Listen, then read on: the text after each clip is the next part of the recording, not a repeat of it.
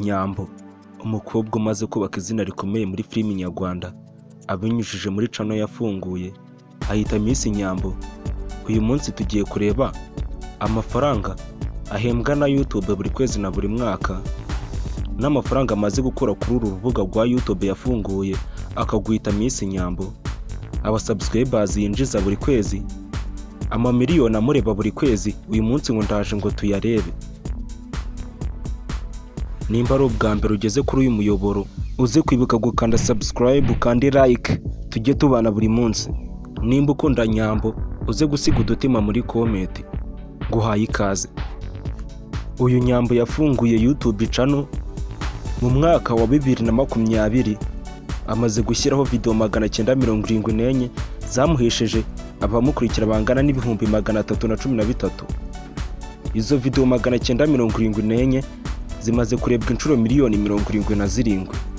Noneho reka turebe izo miliyoni zamurebye, amafaranga zamwinjirije.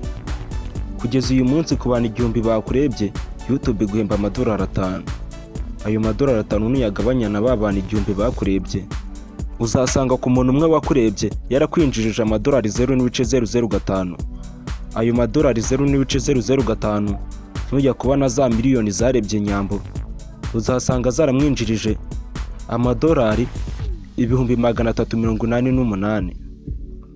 Nuyavunjisha mu mafaranga y'u Rwanda, uzasanga kuva umunsi yafunguye YouTube channel kugeza uyu munsi yaramwinjirije amafaranga y'u Rwanda $541,000.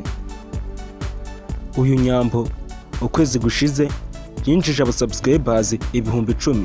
Uyu Nyambo ukwezi gushize yarebwe na miliyoni 3,313.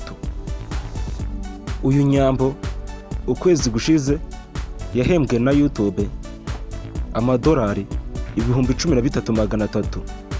Nuyavunjisha mu mafaranga y'u Rwanda, uzasanga ukwezi gushize yarahembwe na YouTube amafaranga y'u Rwanda $18,000,000. Ni amafaranga menshi cyane uyu Nyambo ahembwa na YouTube buri kwezi. Noneho reka turebe amafaranga uyu Nyambo ahembwa na YouTube buri mwaka.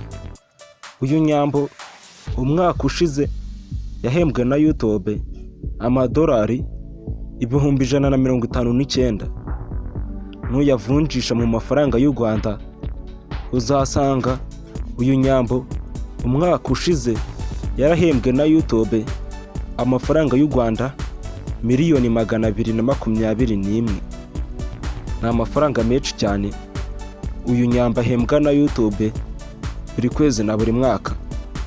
Ni n'abasubscribers benshi yinjiza buri kwezi, ni n'amamiliyoni menshi amureba buri kwezi. Akaba ari nako tuganye ku musozo w'iki cyegeranyo.